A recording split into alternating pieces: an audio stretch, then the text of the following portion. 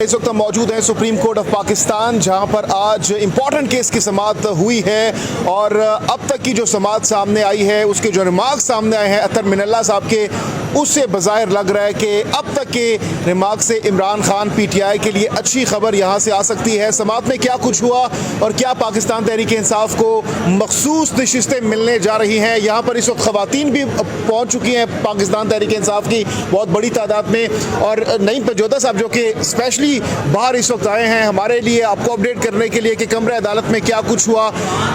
नईम पजोदा साहब बताइएगा, आप कमरे अदालत में मौजूद थे, क्या कुछ हुआ, क्या पीटीआई को मखसूस नशिस्तें मिलने जा रही हैं? देखिए, पहली बात तो यह है कि मखसूस नशिस्तें पीटीआई का हक था जो छीना गया।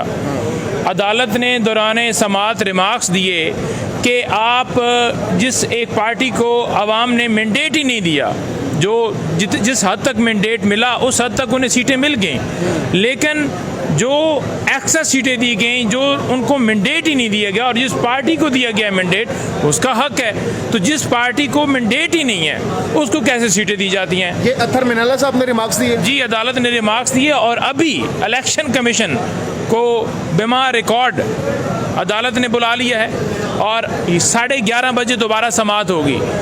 और इंशाअल्लाह ताला हमें पूरी उम्मीद है कि जिस तरह से केस स्टार्ट हुआ है कि ये सीटें हमारा हक है और हमें मिलना चाहिए, क्योंकि इस वक्त अगर आप देखें तो हमारी जमात, आप ये कहते थे ना कि इनकी जमात की कोई जो है वो बतौर सियासी जमात जो है वो पार्लियामेंट में नहीं है, लेकिन इस वक्त जो सुन्नी इत्तेहाद कौंसिल है वो सीटें जीत के आई है, 2 सीटें जीती हैं, तो लिहाजा अब हमारी पोजीशन और हो गई है। और उस वक्त भी जिन पार्टियों ने ये कहते थे ना कि पीटीआई ने सीटें जो है वो अपनी लिस्ट नहीं जमा करवाई, तो मुझे ये बता दें कि जिस पार्टी को सीटें दी गई हैं क्या उन्होंने लिस्ट जमा करवाई थी? जो नई एडिशनल लिस्ट क्यों मंगवाई गई है?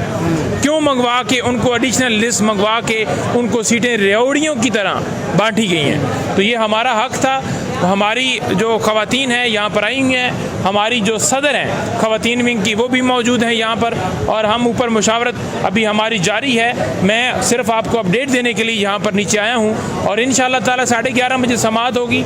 अदालत का जो अंदाज़ है, अदालत जिस तरह से रिमार्क्स दे रही है, अदालत जिन नुकात पे देख रही है, अदालत जो चीज़ें बोल रही है, अदालत के जो रिमार्क्स है वो बड़े अहम हैं, क्योंकि अदालत ने आते ही ये सवाल जो अहम उठाया है ना, वो ये है कि आपके पास मैंडेट ही नहीं हो तो आप वो सीटें कैसे ले सकते हैं? क्योंकि देखें, मैं इसको सादा सी आपको समझ सिखाता हूँ। मिसाल के तौर पर जो कोई जमात है, पीपल्स पार्टी है, उसने 50 सीटें जीती हैं, तो उस 50 सीटों के हिसाब से उसको मखसूस नशिस्तें मिलेंगी।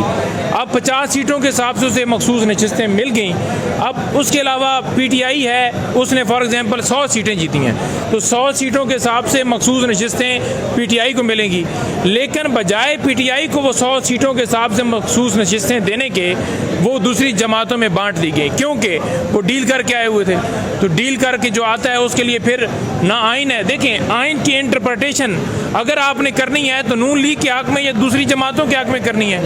यहाँ पर नवाज शरीफ को 5 साल उसकी वो मुद्दत करने के लिए, उसको अहल करार देने के लिए आपने अपने मुताबिक तशरीह कर ली और ये कह दिया जी कि इलेक्शन एक्ट के अंदर जो है वो तरामीम हो गई हैं, तो लिहाजा 5 साल नाअहली बनती है, ये इलेक्शन में जाएँ। और दूसरी तरफ इमरान खान की नाअहली वाली दरख्वास्त अभी पेंडिंग है। अच्छा, नईम पजोदा साहब, आपने कहा कि अब तक के जो रिमार्क्स आ रहे हैं उससे बज़ाहिर लग रहा है कि चीज़ें आपके हक में आ सकती हैं, तो क्या फेवर मिल सकती है?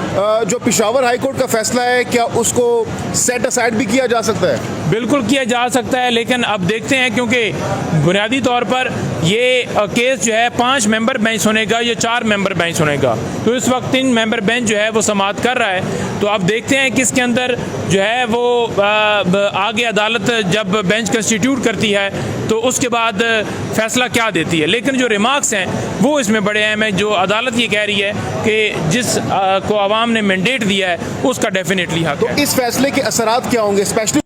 अच्छा, यहाँ पर एक और चीज़ मैं ऐड करना चाहूँगा। आज का दिन बहुत ज़्यादा इंपॉर्टेंट है, ना सिर्फ आज का दिन बल्कि आज ये हफ्ता जो है वो बहुत ज़्यादा इंपॉर्टेंट इस तनाजुर में है कि पाकिस्तान तहरीक इंसाफ ने इस वक्त कमर कस ली है। अब से कुछ लम्हों बाद इस्लामाबाद हाई कोर्ट में अलकादे ट्रस्ट केस में जो जमानत है इमरान खान के हवाले से केस है उसकी समाअत भी होगी। उसके बाद साइफर केस की समाअत भी आज ही है। इसके साथ साथ KPK हाउस में भी आज विफाकी काबीना का इजलास होने जा रहा है। यानी आज खबरों से भरपूर दिन होगा जिसमें पाकिस्तान तहरीक इंसाफ की नज़रें इस वक्त अदालतों पर है, ना सिर्फ सुप्रीम कोर्ट बल्कि हाई कोर्ट पर भी है। और इसके बाद हम देख रहे हैं कि 8 मई के हवाले से भी इस्लामाबाद में एक बहुत बड़े कन्वेंशन का इनेकाद किया गया है जिसमें तमाम तर पार्टीज़ के जो अपोजिशन अलायंस बना है उसके रहनुमा शिरकत करेंगे। तो पाकिस्तान तहरीक इंसाफ ने इस वक्त गेयर अप कर लिया है और भरपूर इस वक्त जोर आजमाई की जा रही है। तो इस हवाले से हम यहाँ पर मौजूद हैं। नईम पंजोता साहब, आपको बहुत शुक्रिया, आप स्पेशली हमारे लिए आए। तो हम यहाँ पे अपडेट्स आपको देते रहेंगे।